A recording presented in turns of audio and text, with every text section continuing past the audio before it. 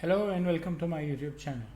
In this video we are going to discuss how data is to be handled within data privacy by educational institutions. To begin with, we will quickly go through again the definition of data privacy. Data privacy is my right to choose what personal information do I want to share, with whom do I want to share this information, and what is my purpose of sharing this information. What task is the second party going to accomplish for me that I am ready to share my personal information with him? Can he further share my personal information in totality or in part with the third party?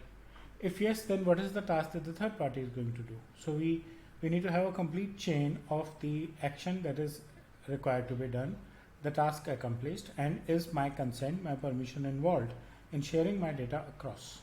And data privacy brings in those rules and laws that help me protect my interest if in case I see that my personal information is being inappropriately used or shared at any junction. Now when it comes to education, there's a lot of personal information that gets collected and generated. For example, when you enroll for a course or when you fill up the admission forms, all your personal records, including your family, etc., is captured by the educational institute. This is even when you are just enrolling for a course, inquiring for a course. Then whenever you have a performance evaluation, you sit for any assessment, even your past evaluation record is collected by the educational institute. Attendance record, and it is sometimes done through biometrics as well.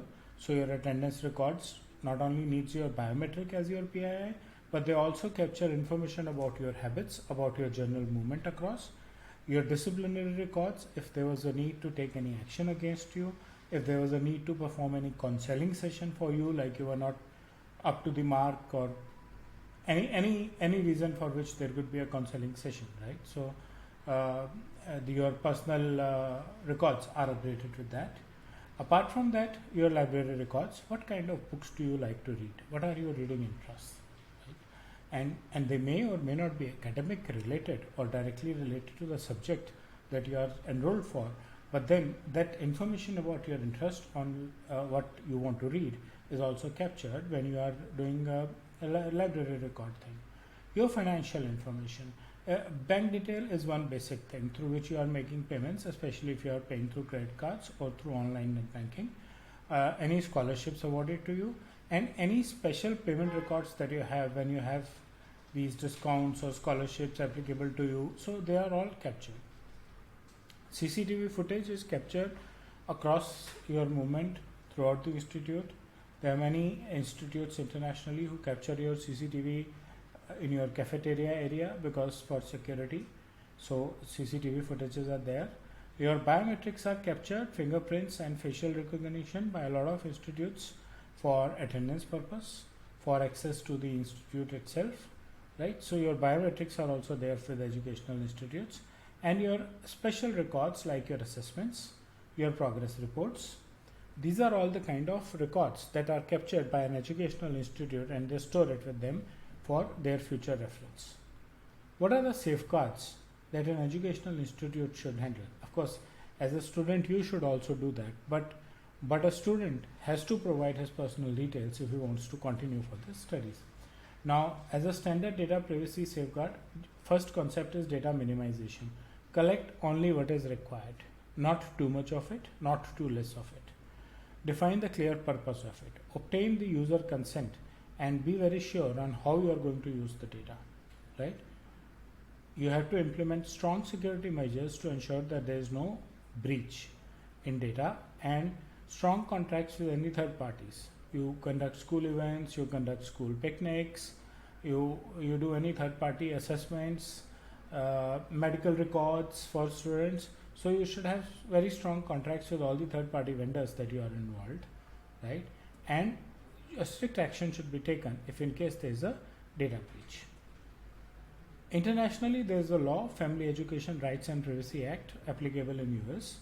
This law allows eligible students. So when they say eligible students which are 18 and above. Why 18 and above? Because for anyone below that age group, the Children Privacy Act in any case is applicable.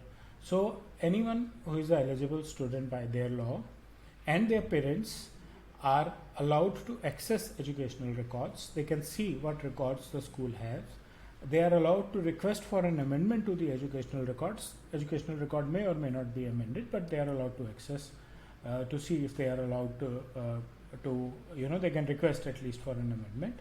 Their educational records can be disclosed to some third parties who have a direct relationship with school, but there has to be first a clear consent obtained from eligible student or their respective parents, and on the consent there should be a very clearly defined purpose as to why their personal information is being disclosed.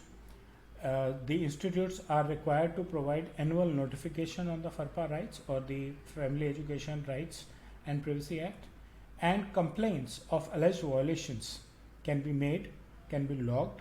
There is a link that is provided to students when their personal information is collected, so that they can lodge a complaint if they think their data has been inappropriately used or violated.